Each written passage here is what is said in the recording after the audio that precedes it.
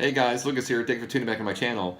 In this episode, we're going to be talking about pan cars a little bit. Now, pan cars originated back in the 60s in other countries, and then they started here in the 70s. I never was a pan car guy so much. I like watching them. I just don't know how to drive them very well. And you'll watch my video, I suck. But I have a fun time doing it. This is a team associated RC10L version. This one I'll show you a little bit on this kit. This is number 8002. This, like I said, $235, a lot of money back then. And this is what they call the basic graphite kit, which is still an upgrade. This gave you the graphite chassis or carbon chassis. And also included super smooth ball bearings. You didn't get radio with these cars. These cars were serious cars. This car was made for the racer. So you can set them up how you want. A very cool car, great history, and oh, let me show you how you would basically set them up. So these, you would have a 3-cell on one side and a 3-cell on the other side for perfectly balanced setups. Or you could do 2 on 2. Mostly you've seen 2 on 2 with the 12 scale.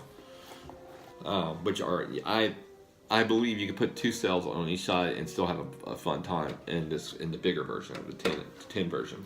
So it doesn't matter. Let me show you the inside of this one. But let me talk to you about this body real quick. What do you think? I love it. Now, if you ever watched a movie called The Deadpool, not Deadpool, The Deadpool with Clint Eastwood, you'll see why I chose this body and why I put it on a team associated car. So, a little bit of movie history for you. If you haven't seen that movie, please go see The Deadpool. It's an older movie, but it's pretty good. So, this one is very cool. The way I have it set up is pretty much as a drag racing setup. So, not really built for taking corners and stuff like that. And you'll see in the video, it doesn't take corners very well. At least not with me driving it. So, very cool car, very lightweight car. What does this car weigh?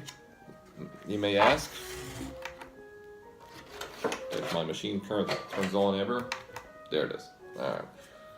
So, chassis with no body, 1 pound, 11 ounces. And around 2 pounds with the body. Not bad. And I put a lot of paint on this one. So typically it wouldn't be this heavy, especially with a 550 motor. So I just went stupid on it.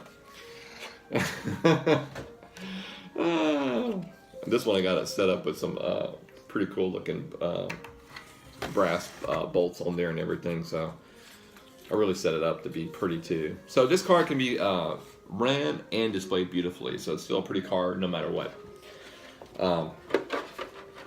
But yeah, cool car. So if you guys have any history on these cars or know anything about them and you like to share it, please let me know. I'd love to hear about them. I think pan cars are awesome. You don't hear a whole lot about them. This being a 30-year-old car, it still looks amazing. And so, yeah. That's my pan car. You guys are going to get a hoot me driving it because I am a horrible driver. What a cool car. But a little trivia too that I found out about this car. Back in the day, in the 60s when they were first racing these cars back in other countries, and then in the 70s, it was not Team Associated from what I know. It was also Associated Electrics, I believe is what the company was called. So I could be wrong, but I think that's what I found out. So, beautiful car. And I am probably going to go running after this video. Alright guys, if you like my video, please hit a like. And I'd love it for you to subscribe. Got a whole lot of cool stuff coming up. And you're definitely going to want to watch me trying to drive this car. That's a hoot. Bye guys.